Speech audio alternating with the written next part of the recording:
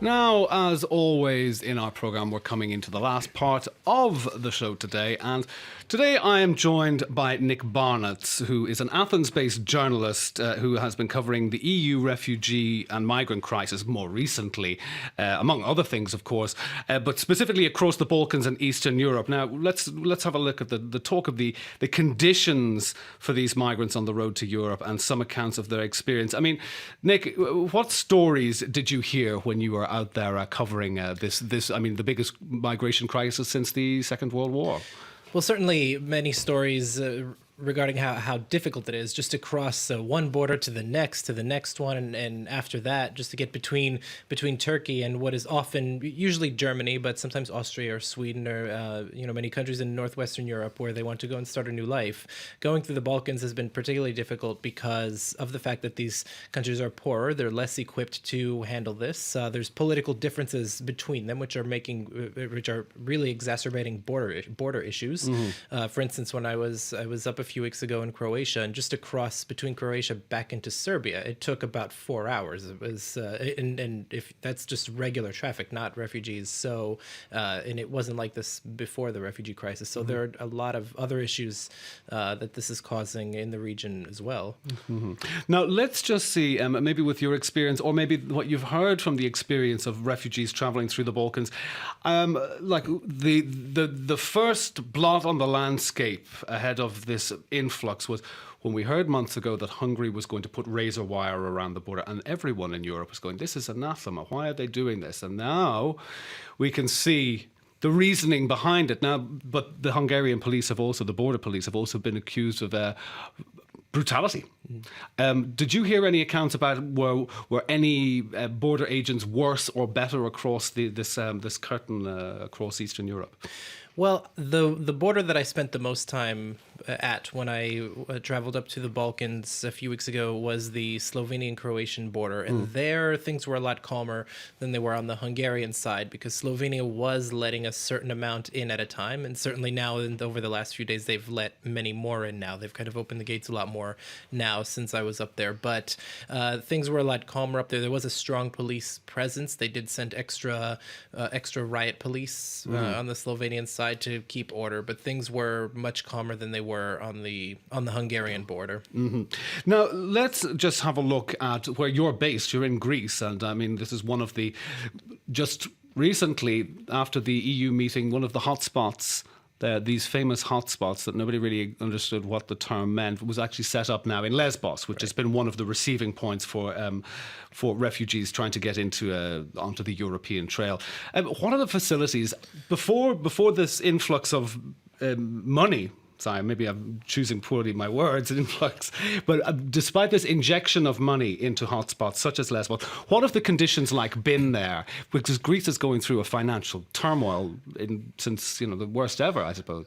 Well, absolutely. I mean, this couldn't come at a worse time for Greece, because of the fact that Greece already is dealing with a very significant economic and to a lesser extent a political crisis as well. So these islands in the Eastern Aegean that they're coming into, of course, they're small. They're not very equipped to handle this on their own. They need an incredible amount of support, not just from the government, but from international organizations that are there to help with refugee crises.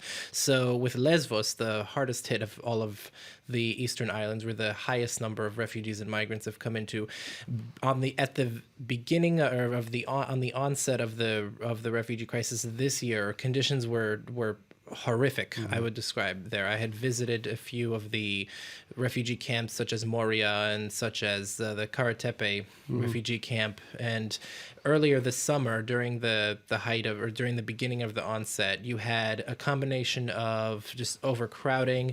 You had bathroom facilities that were either non-existent or just simply too filthy to use. You had extreme heat, of course, to the extent that even one family that I was sitting in a tent and speaking with and getting to know their story, I mean, the child fainted right in front of us because it was 38 degrees centigrade in the shade. So, I mean, just a lot of very awful conditions that you would just not expect somewhere in Europe, regardless of what part of Europe it's in. It's just something that you would be very shocked to see happening in a European country.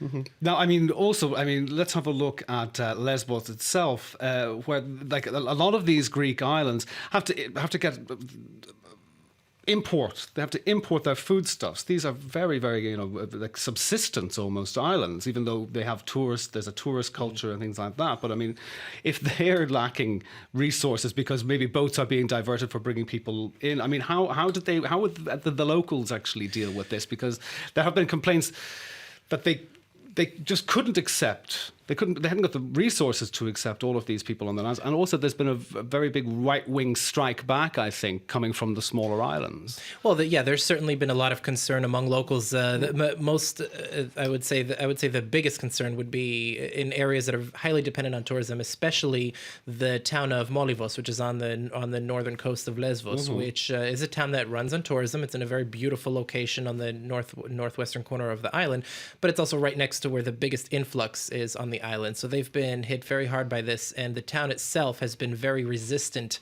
as a town to help too much with the refugees in terms of not out of ill will or anything like that, but they're just so afraid of encouraging refugees to stay there, even though that's not what the refugees intend to do. But because there's such a fear that this is going to ruin the tourism economy over there, there's been a lot of issues between those who do want to help, those who are running local volunteer organizations there, which themselves have been working largely on their own and are working 7 days a week, 15, 16, 18 hours a day, helping refugees arriving on board. And so there's been issues between them and between the people who run the town there, who have been, a little more resistant because of out of fears of the tourism economy being degraded by this issue.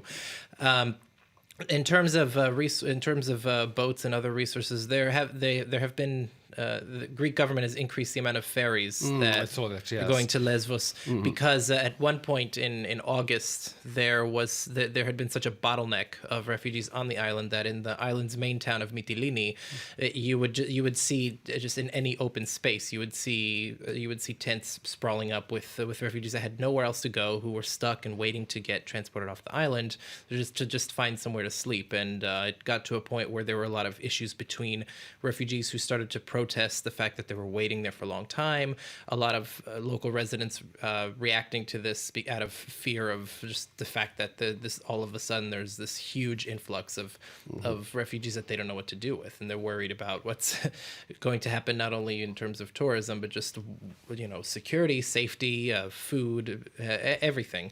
So that's been alleviated a little bit by the fact that there are more ferries going to Greece. Going to Lesbos to transport them back to Athens. And also from Athens, then the question is, how do they leave the country? And so, because refugees, of course, almost none of them actually want to stay in Greece. They know that they don't really have a chance to start a new life in Greece because of how the economy is. Well, the Greeks are having a hard enough time as it is to deal with themselves, to deal with their own issues without having this on their shoulders. Exactly, and the refugees realize this, and for them, Greece is it just happens to be the first country they can get into. Just on that point, for those who you met who would maybe have travelled through Turkey, why didn't they stay in Turkey?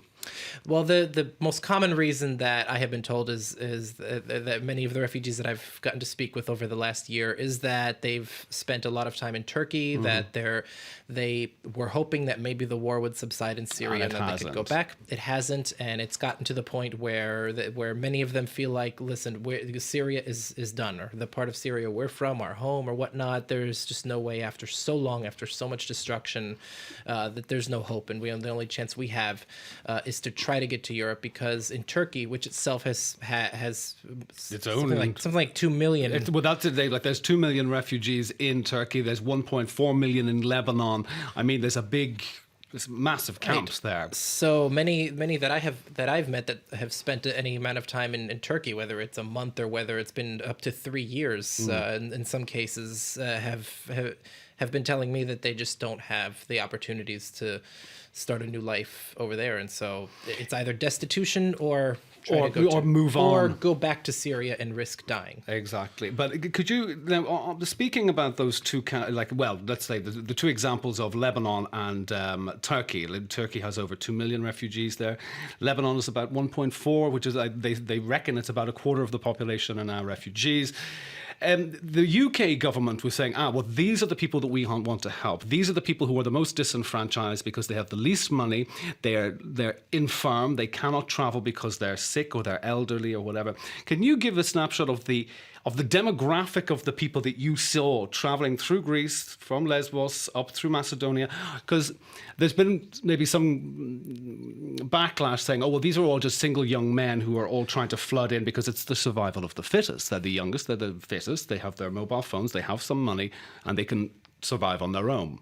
So what did you see? What mainly did you see when you were on this trail? Well, certainly there are many young men, of course, among them, because they're, of course, like you said, they're the most physically capable of doing this. And it certainly in the beginning, you did see, I think the proportion was higher in the earlier days of the refugee crisis of young men who were more physically fit and more physically able to come over. But the other part of this, and I think this separates the refugees that have made it to Europe so far and the ones that are still stuck either within Syria or along the borders of it, is that they have to spend several thousand euros per head to come over here. Sure. And of course, there's so many people that even before the war wouldn't have several thousand euros available, even in an emergency situation, to save their own lives. So the other thing that I've noticed, especially among the Syrian refugees, is that there are many people who, before the war, had a life that even in the West we would consider a very typical sort of middle class life, and these are people from people from all over different parts of Syria that I've met that had very similar stories. Many college educated, many... and looking to finish their education as well. Sure, I mean, you've got people absolutely. who have been there saying, well, I mean, I've done 4 years as an orthodontist and I want to finish this, you know? Absolutely. And I mean, for one example, one of the Syrians I met very early, almost a year ago, earlier on in this crisis in Greece, who's now made it to Berlin.